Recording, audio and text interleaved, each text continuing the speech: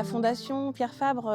travaille aux côtés de la Faculté des sciences infirmières depuis maintenant plus de 10 ans pour soutenir la formation des sages-femmes à la capitale à Vientiane, mais aussi dans tout le pays. Et soutenir les soignants, les professionnels de santé dits intermédiaires qui sont directement au contact des patients, c'est extrêmement important. Les sages-femmes ont un contact direct avec la communauté. La plupart du temps, elles sont issues de ces mêmes communautés. Elles ont un lien de confiance avec les gens, avec les villageois, avec la communauté, avec les femmes, avec les enfants. C'est vraiment très important de soutenir la formation des sages-femmes. Ça sauve vraiment des vies au quotidien. คณะพยาบาลศาสตร์ได้เฮ็ดกิจกรรมร่วมกับมูลนิธิ Pierre Fabre เนาะเพื่อยกระดับพดุงครรภ์เนาะแล้วก็ส่งเสริมสุขภาพของแม่และเด็กอยู่ในชุมชนเนาะของสปป.ลาวตามเป้าหมายของโครงการโดยเฉพาะว่าทาง Pierre Fabre นี่ก็ได้ให้สนับสนุนเนาะทุนในการเรียนต่อระดับ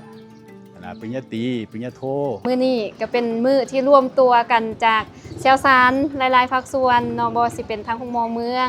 ทางโรงหมอน้อยเพิ่นก็มาเฮาก็ดีอกดีใจเห็นพ่อแม่ประชาชนให้ความร่วมมือในการมาภาคท้อง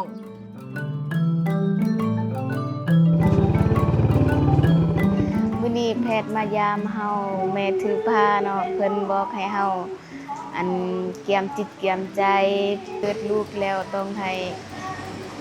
มีความรู้ถ้ามีอาการผิดปกติต้องให้พบแพทย์หมอด่วนสำหรับข้าพเจ้าเฮ็ดหน้าที่เป็นนางพดุงครรภ์ที่ว่าซอยแม่หญิงเกิดลูกแล้วก็ซอยแม่หญิงกวดก่อนเกิดกวดหลังเกิดอยู่สถานที่บริการของหมอเมืองทางเฮาก็ได้ไปเยี่ยมถึงบ้านแล้วก็ให้คำปรึกษากวดร่างกายของแม่หญิงหันกวดตั้งแต่หัวจนถึงสุดถึงตีนเนาะแล้วก็กวดท้องการติดตามเด็กในท้องเฮาสิติดตามแนวใดว่าลูกเฮาดีดีบ่ติงดีบ่ในปัจจุบันปัญหาหรือว่าสิ่งท้าทายก็คือแม่หญิงเฮาบ่ค่อยมาพากท้องหลายเนาะความรู้ด้านอาหารการกินก็ยังบ่ทันได้ลึกซึ้งละเอียดว่าต้องกินอีหยังใดแน่มีอาการผิดปกติก็รู้สึกย้านจังซี่นะใกล้ๆสิเกิดแท้ๆแล้วจึงคอยไปหาเฮาอีกอย่างที่ว่าเฮามักพบแม่นเลือดไหลหลังเกิดแล้วก็เด็กเกิดก่อนกำหนดเกิดแล้วจังซี่จึงมาหาเฮาเนาะเฮ็ดให้เสียเลือดหลายเฮ็ดให้แม่หันอิดเมื่อยแต่ว่าปัจจุบันนี้เนาะถือว่าเฮาก็อยากเฮ็ดให้ดีขึ้นกว่าเก่าอยากให้แม่และเด็กหันปลอดภัยทางโครงการ PF แป๊บเนาะเพิ่นได้ซอยเรือหลายอย่างเช่นว่าอุปกรณ์ต่างๆเนาะที่ว่าซอยเกิดลูกแล้วก็หลังเกิดลูกแล้วก็ได้ให้ทุนการซอยเรือ